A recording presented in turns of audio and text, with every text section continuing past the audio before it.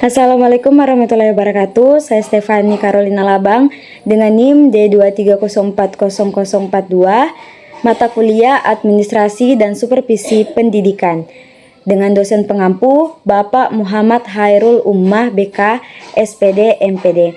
Saat ini saya akan memaparkan hasil dari materi saya yang berjudul Tata Kelola Administrasi Pendidikan di Sekolah Dasar. Nah, apa sih yang dimaksud dengan administrasi? Administrasi ialah suatu proses pengelolaan sumber daya yang sistematis dan terencana untuk mengatur serta memanfaatkan berbagai sumber daya yang tersedia dalam dunia pendidikan, seperti sumber daya manusia, sarana dan prasarana, dana, dan juga waktu. Nah, agar tujuan pendidikan dapat tercapai secara efisien, maka segala bentuk penggunaan sumber daya harus dilakukan dengan hemat dan tidak boros, dan yang pasti tepat guna. Sementara itu, agar tujuan pendidikan tercapai secara efektif, maka hasil yang dicapai harus sesuai dengan sasaran yang telah dirumuskan. Nah, baik itu dalam peningkatan pengetahuan, keterampilan, sikap, maupun karakter peserta didik. Nah, selain dari pengertian, ada pun tujuan dari administrasi pendidikan.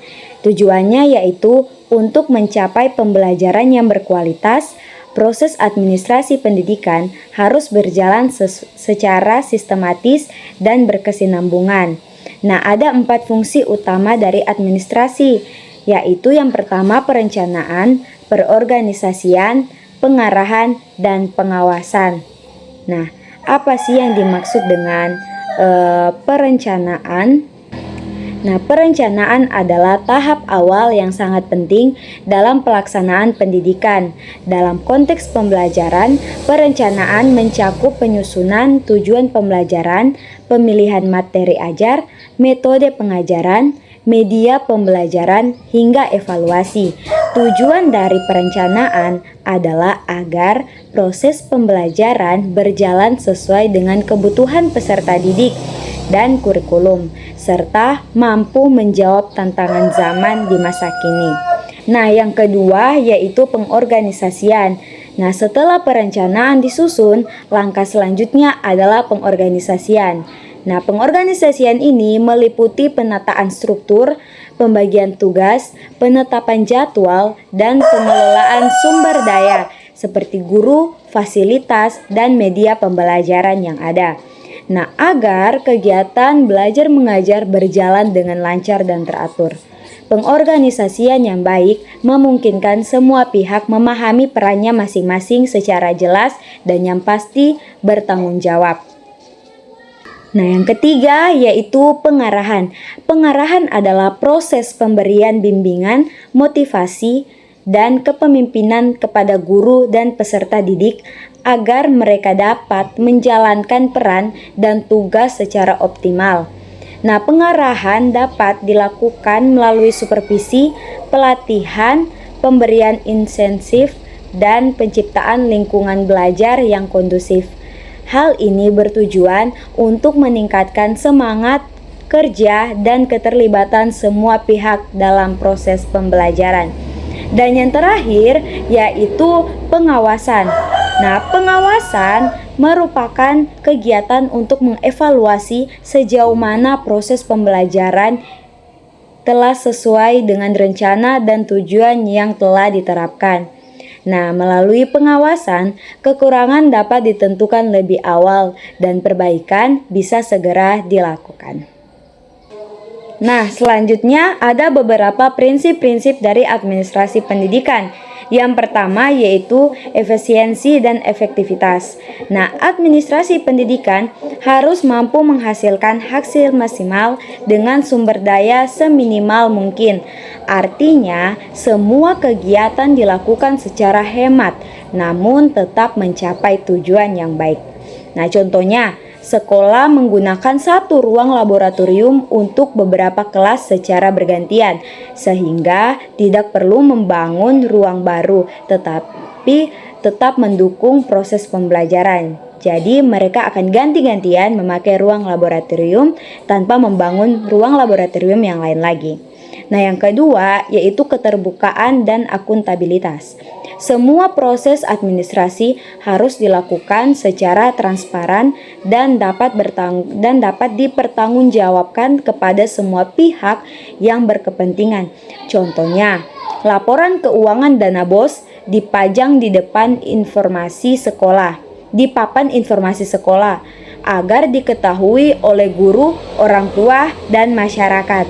Nah, yang ketiga yaitu partisipasi dan kepemimpinan. Administrasi melibatkan berbagai pihak, guru, siswa, orang tua, dan masyarakat dengan dukungan kepemimpinan yang kuat untuk mengarahkan dan memotivasi. Nah, contohnya, kepala sekolah mengajak guru dan komite sekolah berdiskusi sebelum mengambil keputusan terkait program kegiatan sekolah. Nah, selanjutnya yaitu fleksibilitas kontinuitas. Administrasi harus mudah menyesuaikan dengan perubahan tanpa mengganggu keberlangsungan sistem pendidikan yang berjalan. Contohnya saat pandemi, sekolah segera mengubah sistem belajar menjadi daring. Nah, dari luring menjadi daring, namun tetap menjaga kualitas dan rutinitas pembelajaran yang ada. Nah, selanjutnya peran kepala sekolah dalam administrasi pendidikan. Jadi di sini kepala sekolah pun memiliki peran dalam administrasi pendidikan. Nah, perannya yang pertama yaitu menyusun program tahunan dan kebijakan sekolah. Nah, kepala sekolah bertanggung jawab merancang program kerja tahunan yang mencakup kegiatan akademik dan non-akademik, serta menetapkan kebijakan yang mendukung visi dan misi sekolah. Contoh, kepala sekolah menyusun program bulan literasi setiap tahun untuk meningkatkan minat baca siswa, mengalokasikan sumber daya dengan tepat, dan melakukan supervisi dan evaluasi. Nah, kepala sekolah mampu mengolah anggaran, tenaga pengajar, dan fasilitas secara efektif, serta melakukan pengawasan dan evaluasi agar proses pendidikan berjalan sesuai dengan rencana. Nah, contohnya yaitu mengatur jadwal guru agar profesional dan melakukan supervisi kelas untuk memastikan kualitas mengajar siswa ataupun guru. Ya. Selanjutnya, menjadi pemimpin yang komunikatif dan visioner. Nah, kepala sekolah berperan sebagai pemimpin yang mampu berkomunikasi dengan baik dengan seluruh warga sekolah, serta mempunyai pandangan jauh ke depan dalam mengembangkan sekolahnya. Nah, seperti contohnya mengadakan forum diskusi rutin dengan guru dan orang tua untuk menyusun rencana pengembangan sekolah berbasis teknologi. Nah, selanjutnya tantangan dan solusi dalam administrasi. Nah, jika ada tantangan berarti ada solusi. Nah, kita bahas tantangannya dulu. Tantangan yaitu yang pertama, kurangnya koordinasi internal komunikasi dan kerjasama antara kepala sekolah, guru, dan staf administrasi sering tidak sinkron yang menyebabkan tugas berjalan tidak secara efisien. Judulnya, jadwal kegiatan sekolah bentrok karena kurangnya komunikasi antar bagian. Jadi sering bertabrakan jadwal kegiatan sekolahnya. Nah, yang kedua yaitu penggunaan teknologi yang minim. Nah, banyak sekolah masih menggunakan cara manual dalam administrasi sehingga lambat dan rawan kesalahan. Contohnya, absensi dan laporan keuangan dicatat di buku bukan menggunakan aplikasi. Jadi masih banyak sekolah-sekolah yang masih mencatat laporan itu di buku. Tetapi berkembangnya teknologi, ada beberapa sekolah yang sudah menggunakan aplikasi. Nah, yang ketiga, keterbatasan kompetensi administrasi. Nah, sebagian guru dan staf belum memiliki pemahaman atau keahlian dalam menjalankan tugas administrasinya dengan baik.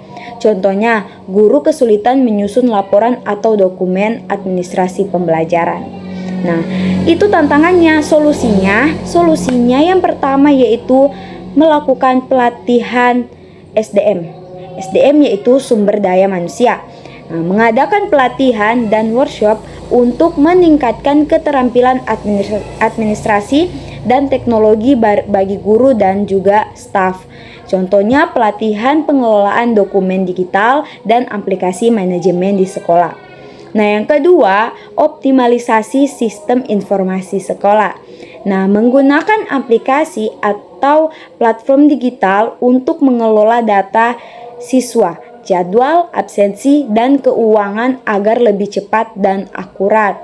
Seperti menggunakan aplikasi e-raport dan sistem manajemen sekolah berbasis online. Nah, selanjutnya yaitu komunikasi dan evaluasi rutin. Mengadakan rapat dan evaluasi secara berkala untuk memastikan semua pihak memahami tugas dan peran masing-masing. Misalnya rapat mingguan untuk membahas progres kegiatan dan menyelesaikan kendala apa saja yang muncul dalam kegiatan tersebut. Nah, itulah tantangan dan juga solusi dari administrasi pendidikan. Oke.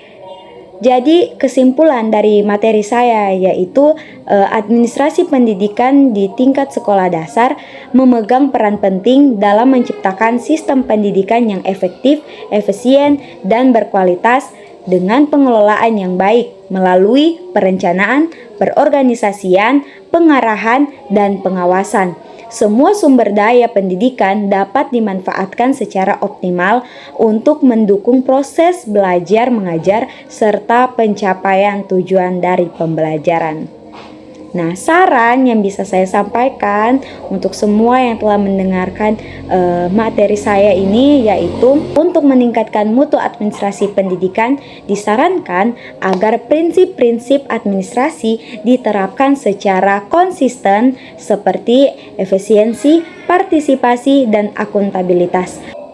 Kolaborasi antar warga sekolah diperkuat, termasuk guru, kepala sekolah, dan tenaga kependidikan lainnya. Pelatihan dan pengembangan kompetensi tenaga kependidikan ditingkatkan, khususnya dalam hal administrasi dan teknologi.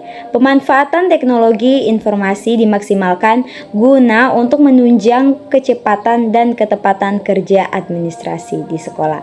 Demikian hasil dari materi saya. Saya akhiri. Wassalamualaikum warahmatullahi wabarakatuh.